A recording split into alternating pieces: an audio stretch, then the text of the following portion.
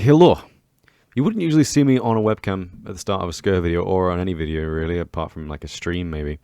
But I received some, I guess you could call this fan mail over the weekend, and I thought I'll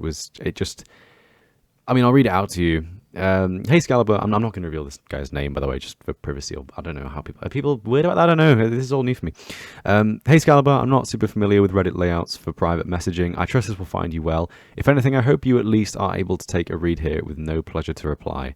I just wanted to let you know that I've recently discovered your talent with data and resource packs through your Blood Moon post here on Reddit. I've watched your videos on YouTube and I'm now an avid, excited follower. Your work on providing fun additions to Minecraft Vanilla without drastically changing the traditional experience is absolutely perfect. Huge fan, and I know you'll be amongst the giants of the creative community. Oh, thank you for providing your work to all of us for free. My wife and I are loving experiencing what you've released thus far. So thank you again, and keep us up the amazing work, bud. Take care, and happy holidays for you and yours. Happy follower. P.S. I'm super stoked for this new dynamic ambience project. Oh my god. I get stuff like this occasionally now, like through Reddit comments and Discord messages and YouTube comments and everything else. And it's fantastic. I absolutely love it. I see stuff like this. I'm like, huh? I have a Reddit message? Why? Well, who's messaging me on Reddit? And I check it and read it, and I'm just beaming. I'm just beaming for hours after reading something like that. The idea that I've been able to make something that has made someone just that little bit happier, or just enjoy the game that they're playing just that little bit more, it's so fulfilling to me. It's exactly what I want to achieve with this and with everything I have planned for the future as well. So thank you very much for watching these videos. I hope you guys enjoy this edition of SCUR, and I will absolutely start working on dynamic ambience at some point in the near future. It's going to be a huge project, but probably around December time it'll be released as well. I'm already considering releasing it in smaller chunks just to make sure that I can actually release to you like a version 1 that has sounds for just the savannah, and then a version 1.1 that has sounds for just the jungle. So in that way I could release it more steadily, but still creating the initial groundwork is going to take a long ass time. Anyway, I'm getting distracted. Thanks for tuning in, guys. I hope you enjoyed this version of SCUR. It is a bit of a long one, so we do have 2-parter for you today. But yeah, thanks for watching, guys. Thanks for, thanks for enjoying my stuff. It's lovely seeing all these messages, and yeah, more projects coming on the way, don't you worry. Thanks for tuning in, guys, and I will see you very soon for some more fantastic updates. Welcome back, guys, to SCUR v3.6. Today we're going to be going over a large number of Colourmap changes that I've been working on quite a lot over the last few weeks.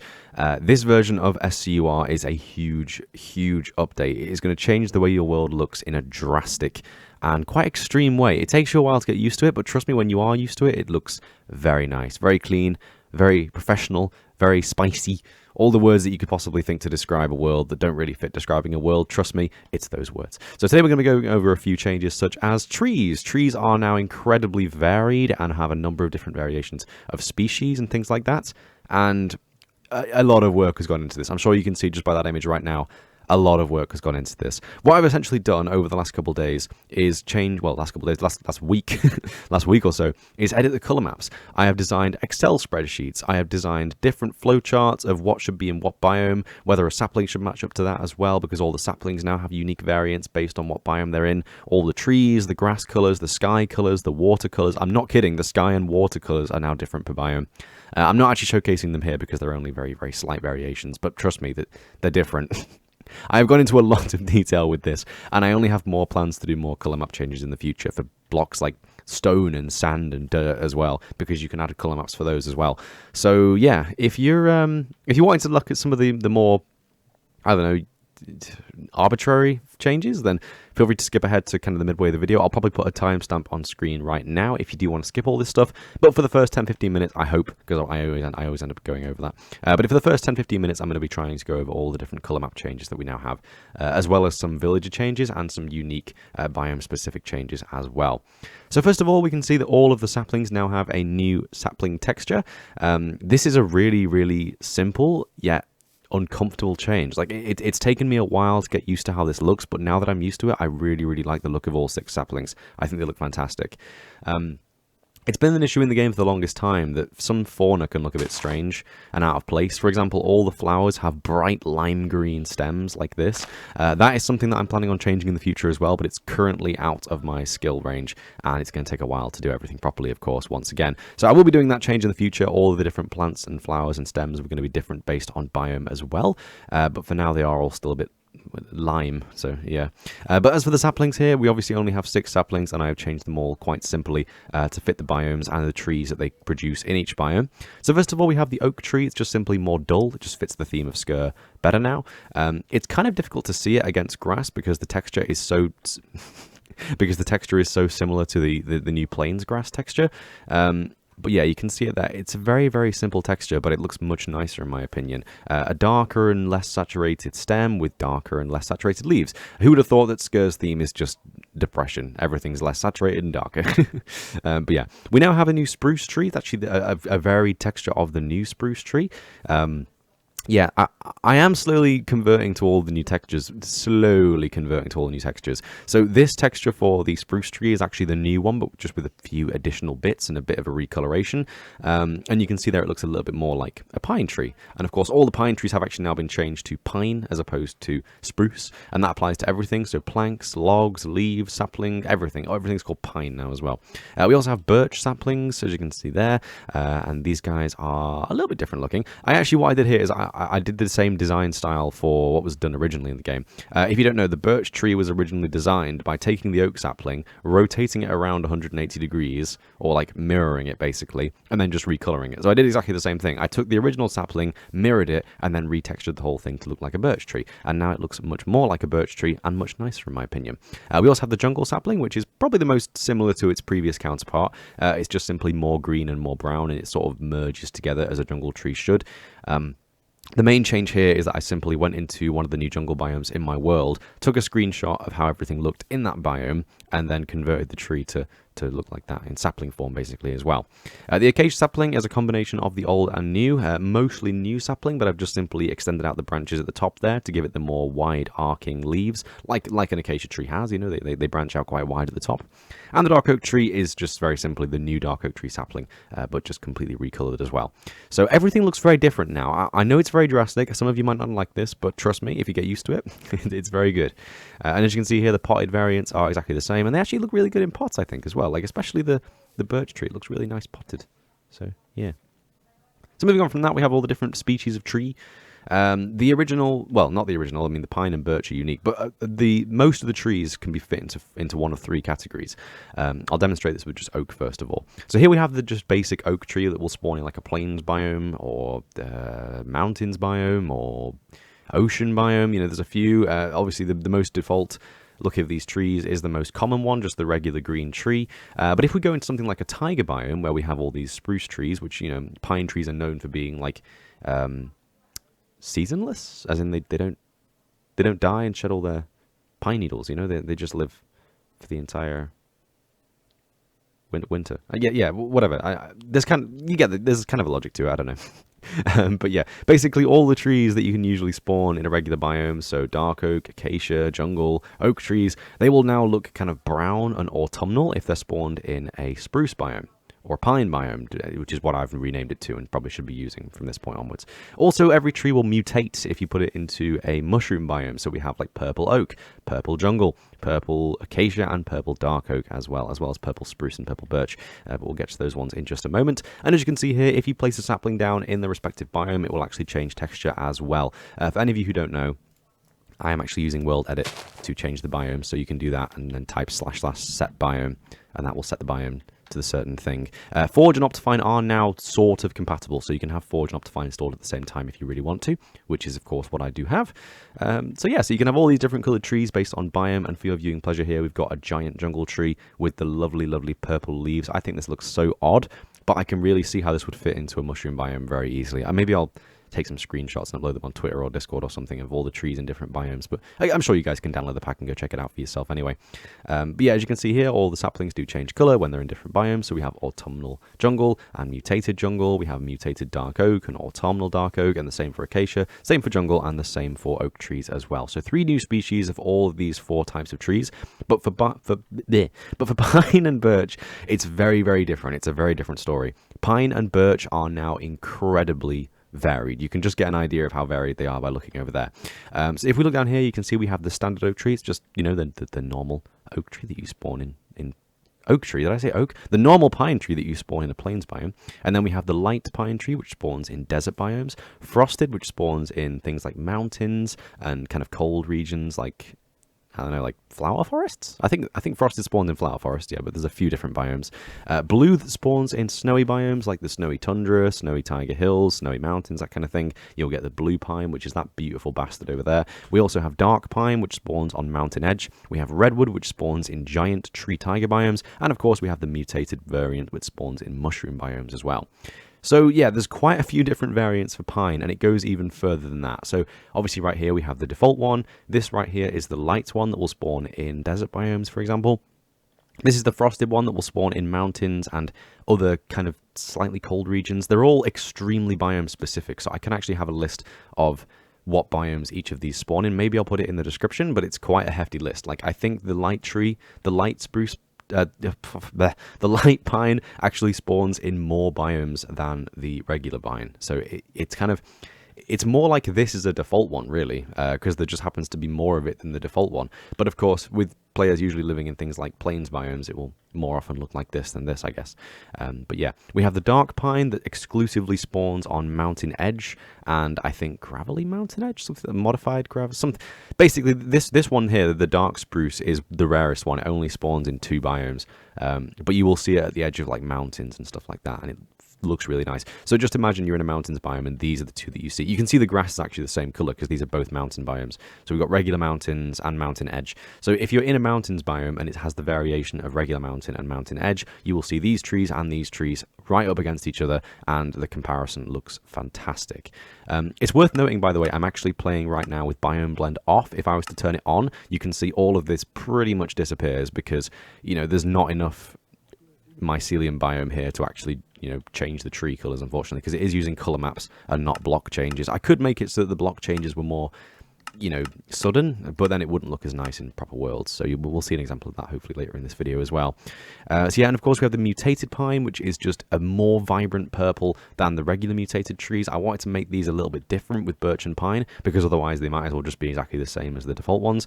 So as you can see here, the mutated pine is incredibly vibrant. It's very purple as opposed to kind of the dark purpley brown that we have of the dark oak and the rest of the trees over there as well. So very vibrant mutated pine tree. We also have the snowy pine, or the blue pine.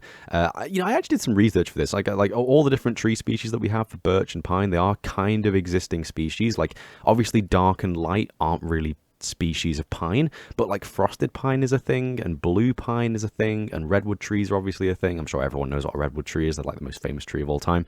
But yeah, they're all kind of based on real trees, kind of. Obviously, mutated trees aren't. I don't feel the need to specify that, but mutated trees aren't a real thing, guys. Sorry to put you out of your misery there. But yeah, look at this beautiful bastard, though. Like the giant blue pine trees. They look incredible. I love them so much. Like, this makes me want to build in a snowy biome for the first time in my life because of how nice the giant spruce tree looks. Like, it's fantastic. I absolutely love it. I think it looks glorious.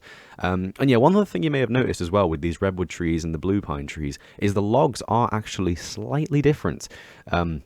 This is a kind of a needless change that I didn't really need to make, but I just wanted to do it anyway, just to give us even more variation. But yeah, if you spawn a pine tree in a snowy biome or a giant tree taiga biome, then the wood will actually be blue or red, like tinted, respectively.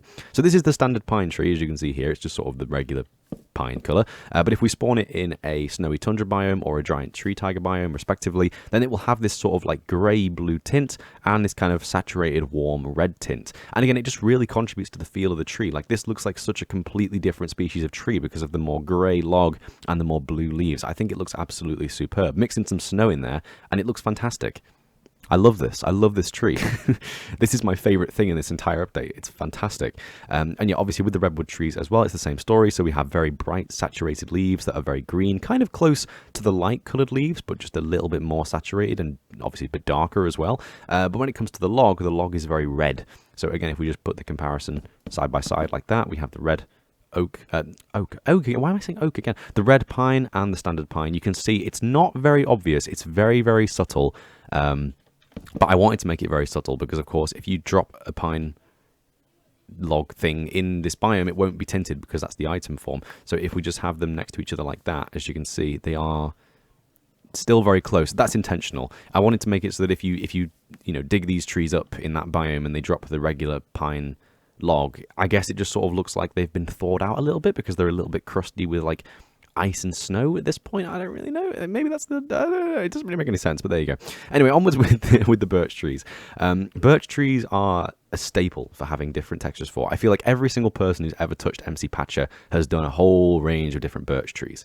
The regular birch tree, as you can see here, is just the regular default green look. I've actually had to spawn this in an ocean biome because the plains biome has the cherry blossom tree.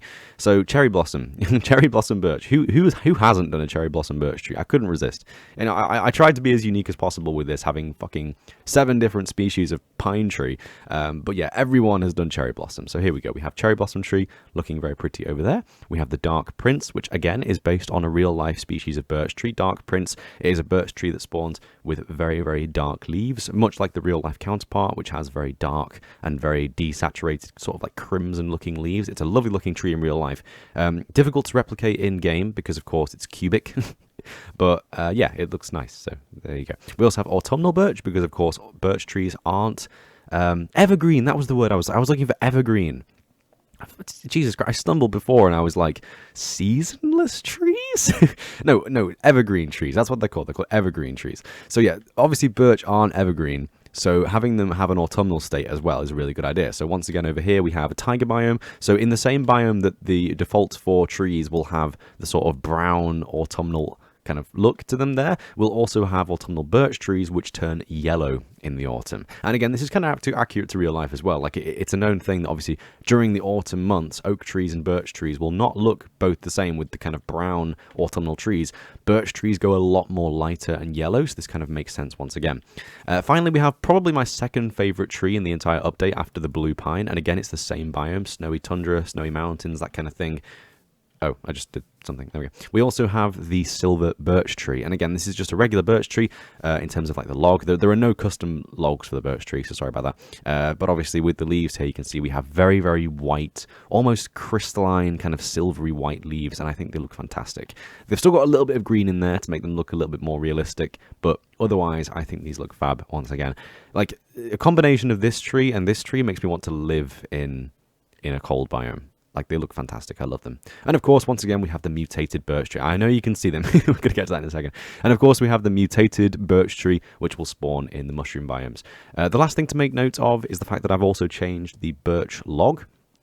It's very different now. I think it looks much better, though.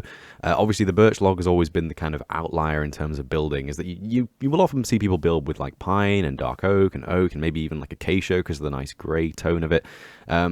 But birch is one of the most underused blocks in the game in terms of building because it just looks kind of crap. Like, you know, these little black weird specks on it that stood out so hard and it just didn't look nice. So what I've done is I've simply retextured the entire block so that the underneath white area is now more varied with a sort of lilac tone thrown in there as well, as you can see. And of course the spots are a lot lighter and a lot more grey as opposed to the initial black. And I've already gone over the 15-minute mark. I knew it would happen. Yeah, so birch trees look nicer now. Anyway, villages. This is the thing you all saw in the thumbnail and wanted to see. I love some of these. I have spent so much time getting some of these to look good, and I absolutely love them. Like, I want to just build villages in these biomes just so I can, like, just stand there and just stare at some of these. Like, oh my god, look at his nose guard. He has a nose guard. It's fantastic. Why do you need that, bro? Why? I love it, though. So, yeah. So, these are the original 7 villages that we will find in Minecraft. Obviously, I retextured these in a few updates ago. Was it a few updates ago or 3.4? I think it was 3.4 or 3.5. It might have even been 3.5.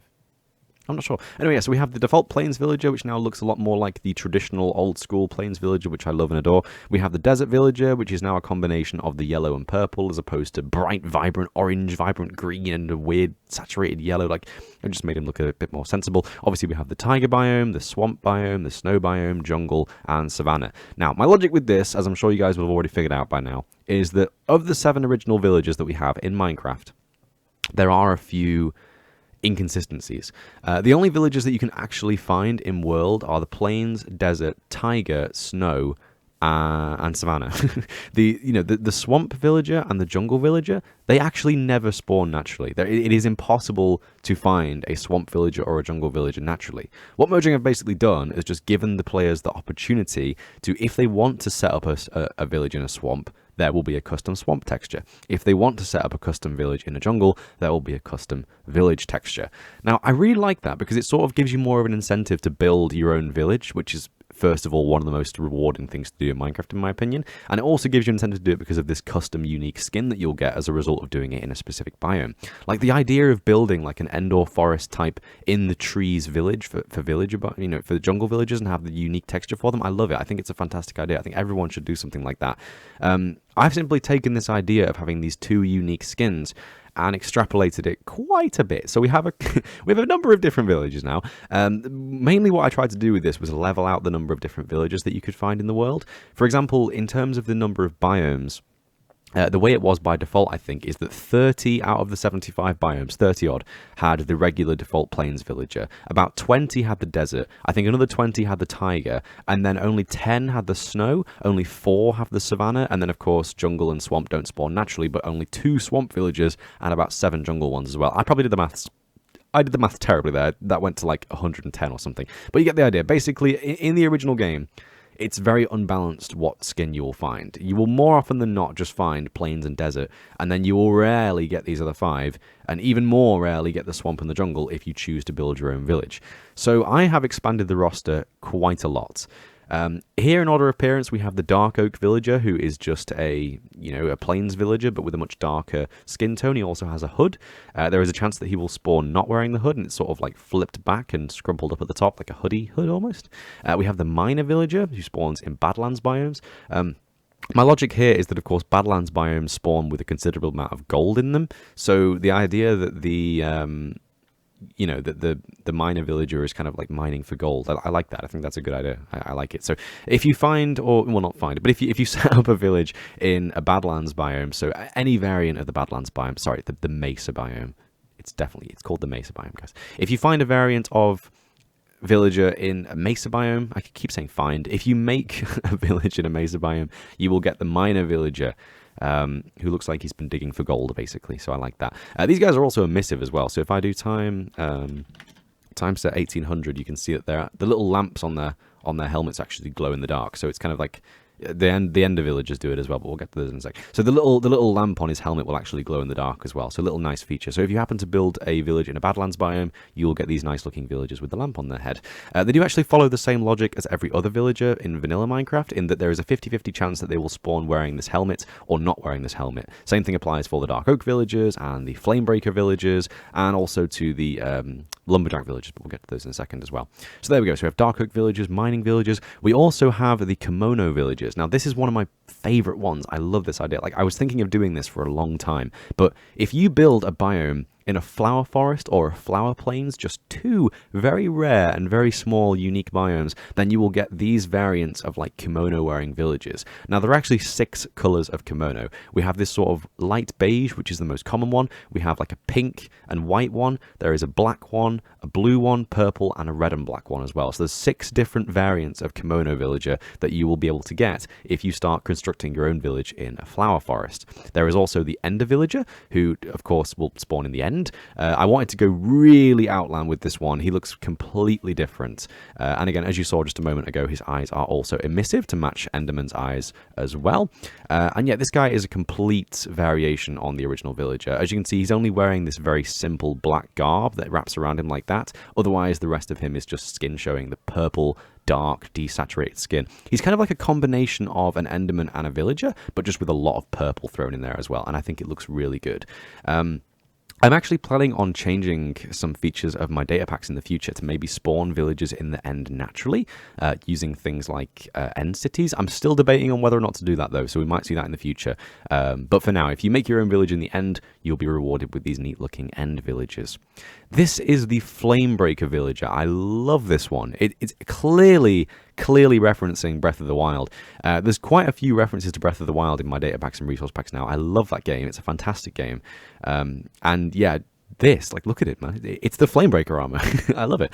I love the fact that you can have him with this little nose armor. Like, it's adorable, but you can actually change the texture of his nose with the type skin. So I just made it look like the nose was like a piece of armor coming out from this headpiece thing. I just think it looks fab.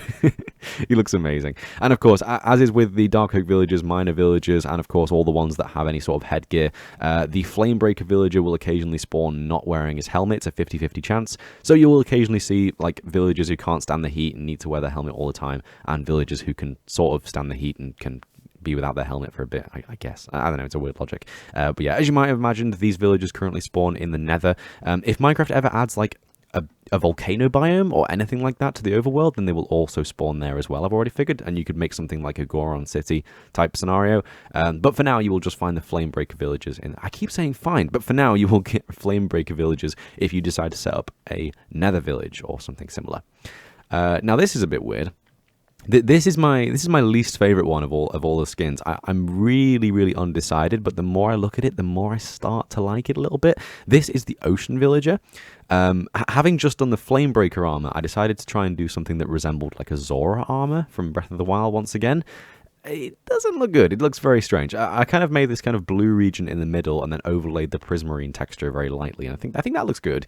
But the silver and black, like, well, silver and dark grey blue, I guess it is. It contrasts well, but it just, I don't know. I feel like we already have three quite explosive colors within his armor itself. So the kind of fourth color of his kind of skin tone head, it just stands out a little bit. I don't know. Like, I'm tempted to make his skin color like blue and make him like an aquatic Aquaman villager. I don't know. But for now we just have villagers that are just kind of wearing like Zora armor, I guess. So yeah. We also have the Mushroom Villager. Now, I know every single person who makes additional villagers, whether it be Zartrix, I know you've made Mushroom Villagers. There's been a few people on Reddit, I've seen their posts where they've made Mushroom Villagers as well. And people always go for, like, a mushroom hat. And it's like, I get the gimmick, you know, he lives in a mushroom biome, so he wears a mushroom hat. But would villagers actually do that? Like, would they actually just decide, oh, I live around mushrooms, I'm going to put one on my head. Good idea, guys. Good idea. I'm going to put some brown ones on my shoulders as well. No, I have decided to make this guy sort of look a bit like a gardener. He's got like this sort of like browny, mushroomy texture jacket, as you can see there. So it looks a little bit like basically his color scheme does fit in with the mushroom biome, but he's not wearing mushrooms. So it's not kind of like a weird, I don't know. So he's got the kind of brown jacket, as you can see there, but he's got this kind of red undertone with his shirt on the inside and his arms as well. And I just think he looks like a gardener. I don't know why. Like, he just really looks like what I imagine a gardener villager would look like. So if you ever want to set up a village in a mushroom biome, this is now the variant that you will get in a mushroom biome. Last but not least, we have one of the more weird ones, because it looks really like a player skin, to be completely honest, but that's kind of what I was going for. You can see that he actually has my boots. If I just go into F5 mode there, you can see it is now lore that Skaliber bought his boots from the Redwood villagers, so there you go. I'm kidding, I just reused them because they suited the skin style. But yeah, as you can see, this guy is very, very similar to my skin, to be honest. Like I don't know, I mean, it's very similar. It wasn't actually intentional. It was completely unintentional, but yeah, he's very similar to my skin.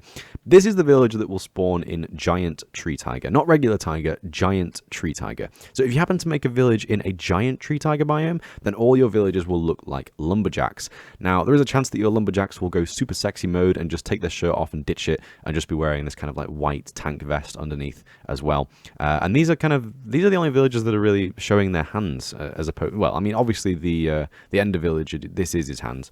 But yeah, he's the only villager showing his hands. I'm not entirely sure I'm happy with that, but he just kind of suits him. Like, I don't know, I just imagine a lumberjack villager having his like shirt sleeves rolled up really high, and I don't know, I think it looks good. I don't know, I think it looks good. So we'll stick with this for now. The good thing that I keep reminding myself is if I ever get fed up of any of these skins, particularly the water villager and the lumberjack villager, and maybe the mushroom villager, then I can just change them in the future. So, we can always come back here and change them, but for now, these are our 8 custom villagers that you will get in Dark Oak, Badlands, Sunflower. Is it Sunflower Plains? Flower Forest? Flower Forest? I think it's Sunflower Plains, isn't it? Yeah, Dark Oak, Badlands, Sunflower Plains, the End, the Nether, any ocean biome, Mushroom Fields and Mushroom Fields Shore, and also Giant Tree and Giant Spruce Tiger biomes. So there you go. 8 new custom villages for you guys to embrace if you want to make a village in a strange place. Did that rhyme? I feel like I just made that rhyme, didn't I? Onwards from that, we have the bamboo. Bamboo is now very different, and I actually really like this one as well. I love everything in today's update. I think it's fantastic. But yeah, bamboo now has 3 variants that spawn in quite specific biomes. So the bamboo forest itself will still spawn this original green bamboo. But if you find the occasional 1 or 2 pieces of bamboo in the other jungle biomes, like you do, by the side of a river, similar to how you find sugarcane, then it will be black like this. Black bamboo is, of course, a real thing that you can find in real life, and I think it looks really nice. I actually arguably think that this looks nicer than the original bamboo. Like, I'm considering changing it so that everything is black, and then the occasional ones are this original vivid green bamboo, because the black bamboo looks really, really good. I just think it looks really, really nice. There's actually some bamboo nearabouts where I live, weirdly enough, just in someone's garden. And I always see it and I think, that looks really good. And I've been wanting to make this change for a while because I think black bamboo looks really good. And again, this will spawn in the jungle biome. So not the jungle, not the bamboo jungle variation. That will spawn this original one. But if you find bamboo lingering around in 1 or 2 pieces in a jungle, you'll get this black variant as well. And we're almost at half an hour. I wanted to do this in 15 minutes. I'm such an idiot. If you go ahead and plant some bamboo in a mountain biome, then it will spawn with this lovely brown texture. And my thought here is that if you want to build something in a mountain biome, then you will have the option of building with this brown bamboo as like, a background feature or part of your buildings or whatever. And I just think that brown bamboo also looks really nice in real life as well. So now, depending on where you find or plant your bamboo, you will have the original green variation, the new black dark bamboo, and also the new brown lightly coloured mountain bamboo. So there you go. Dead bush has been completely changed. Again, it's been retextured, recolored.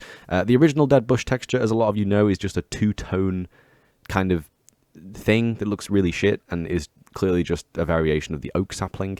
I've made it so that there are now 4 variations of the dead bush. I don't like doing this usually because I hate the fact that you can break this and it drops a completely different looking item. I don't like that. But you usually wouldn't really go and shear a dead bush. I don't know. Like, maybe that's just me, but I don't really go around in a desert shearing a dead bush. I usually just see them in the background and just kind of leave them to it, really. So now dead bushes have 4 different variations. We have this original variation that looks more like the original dead bush. We have this one, which is kind of taken from the new looking dead bush that comes in Minecraft 1.14. We have this, which is just a few little grass tufts that look really dead and old. And this is actually one of the coral textures, but just recolored. And I think it actually fits really well. Like, having this kind of like circular bush type texture for the dead bush, I would fully change all the dead bush texture to that. I think it looks really, really nice. Like, out of the 4, this is my favorite. I think it looks like it is literally just, I think, blue. Let's have a look, actually. Is it blue coral?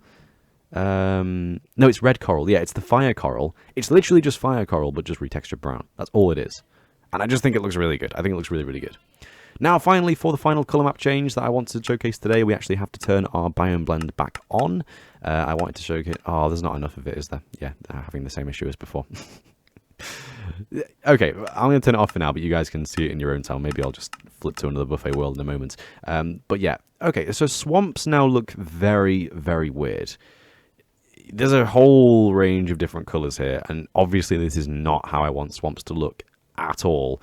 But if you have biome blend turned on, this huge variety of color in a swamp will blend together to make the swamp look really varied.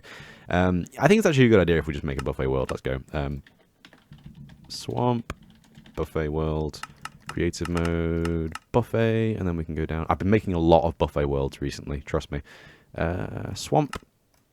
Here we go, might take it to load. But yeah, basically, when you actually spawn in a real swamp biome now, and, it actually has biome blend on, it looks really, really good. The colors kind of uniquely mixed together to make a really nice brown, and then you also get random variations where you'll see hints of more orange and more grey and more green. It just looks really varied and swamp-like, and this is the problem with World Edit. World Edit is currently broken. It kind of breaks Optifine like this. Okay, let me just switch to Optifine so we can do this properly. Bear with me a moment. What? Did I pick a... I must have picked a really weird generation type, because this is a floating world, isn't it? I forgot this was a thing in Minecraft 1.14, but yeah, you can generate super flat world. Look at that as a fossil. That is so weird. I always forget you can generate weird buffet worlds, can't you? But yeah, here is a floating world. I did not expect that at all. So here is how the swamp will look if you don't have biome blend on, first of all. You can see we have all these different variations of different browns and greens and greys and desaturated greens and more vibrant greens, and it applies to the vines and the leaves as well, and of course the grass. For some reason it doesn't apply to the other grass, but I think that's just a fault of optifine. Like, optifine just missed out the grass, and maybe we can do that manually in the future, but trust me, when I turn biome blend on, it looks really good. So if I do details biome blend 15, the swamp is now going to look much nicer, and at first you can't really see it because of how much it blends together, but if you look at two different areas of the map, you can see how much they vary. Like, certain areas are a lot more brown and certain areas are a lot more green. It's very subtle. Trust me, it's very subtle. But I just think it looks really good. Like, I think the variation looks really good, and I think it just suits the swamp perfectly. And again, like I said before, like, I think this grass is a mistake, but I also kind of just like it. I kind of like the fact that it sticks out, so maybe we'll just keep the grass like this, to be honest. I'm not sure. But yeah, there you go. I think it's probably easier to see the variation when it's down here like this, because it's not blended together as much. You can see there's a bit of variation between those two blocks there. There's quite an obvious seam between those. But yeah, down here it's like more brown, as you can see there, and then it's more desaturated down here. I don't really know. This is obviously a lot more brown. This is kind of more, yeah, this is more, yeah, that's more brown, that's more green. You can definitely see the difference between those two, if you see that. So basically, swamps will look very varied now. I didn't expect this to be a floating island world. Sorry about that. What the hell is that? It's another fossil. How many fossils? Do fossils spawn in swamps? Because I've never seen this many fossils before. Like, you know, going into like F3 mode and you know, spectator mode and going into the world, I've never seen this many fossils before. I really need to redo the depth mobs. Some of them look really bad. But yeah, we'll get to that in a future update, definitely. So anyway, yeah, so that's all the color map changes. I have gone on for a lot longer than I expected, but that's just a normal thing by now. But yeah, so that's the swamp. The swamp will look kind of varied. Maybe I'll try and fix this one in the future so it looks even more drastically varied, but you have to be careful because using this method of variation with optifine can be quite dangerous. Sometimes you can get some really sharp areas, and that's of course not what we're going for. That's why biome blend is so essential. But yeah. So anyway, yeah, this is kind of my PSA of just saying as well, if you're playing with SCUR, I don't know why you wouldn't be, but you now have to play with biome blend. Maybe some people play with biome blend off, but if you do, this is how your swamp will look. So please, for God's sake, play with biome blend on.